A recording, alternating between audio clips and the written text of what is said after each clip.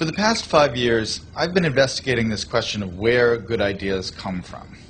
It's a kind of problem I think all of us are intrinsically interested in. We want to be more creative, we want to come up with better ideas, we want our organizations to be more innovative. I've looked at this problem from an environmental perspective. What are the spaces that have historically led to unusual rates of creativity and innovation? And what I've found in all of these systems, there are these recurring patterns that you see again and again that are crucial to creating environments that are unusually innovative. One pattern I call the slow hunch, that breakthrough ideas almost never come in a moment of great insight, in a sudden stroke of inspiration. Most important ideas take a long time to evolve, and they spend a long time dormant in the background. It isn't until the idea has had 2 or 3 years, sometimes 10 or 20 years to mature, that it suddenly becomes accessible to you and useful to you in a certain way. And this is partially because good ideas normally come from the collision between smaller hunches, so that they form something bigger than themselves. So you see a lot in the history of innovation, cases of someone who has half of an idea. There's a great story about the invention of the World Wide Web and Tim Berners-Lee. This is a project that Berners-Lee worked on for 10 years. But when he started, he didn't have a full vision for this new medium he was going to invent. He started working on one project as a side project to help him organize his own data. He scrapped that after a couple years, and he started working on another thing. And only after about 10 years did the full vision of the World Wide Web come into being. That is, more often than not, how ideas happen. They need time to incubate, and they spend a lot of time in this partial hunch form. The other thing that's important when you think about ideas this way is that when ideas take form in this hunch state, they need to collide with other hunches.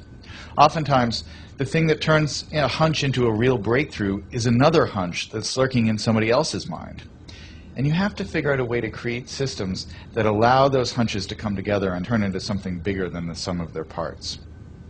That's why, for instance, the coffee house in the Age of the Enlightenment, or the Parisian salons of modernism, were such engines of creativity, because they created a space where ideas could mingle and swap and create new forms. When you look at the problem of innovation from this perspective, it sheds a lot of important light on the debate we've been having recently about what the internet is doing to our brains. Are we getting overwhelmed with an always connected, multitasking lifestyle? And is that going to lead to less sophisticated thoughts as we move away from the slower, deeper, contemplative state of reading, for instance?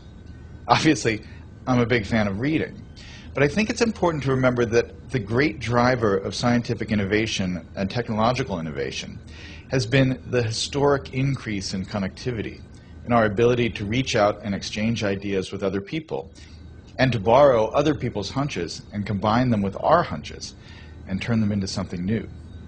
That really has, I think, been, more than anything else, the primary engine of creativity and innovation over the last 600 or 700 years. And so yes, it's true we're more distracted. But what has happened that is really miraculous and marvelous over the last 15 years is that we have so many new ways to connect and so many new ways to reach out and find other people who have that missing piece that will complete the idea we're working on, or to stumble serendipitously across some amazing new piece of information that we can use to build and improve our own ideas. That's the real lesson of where good ideas come from, that chance favors the connected mind.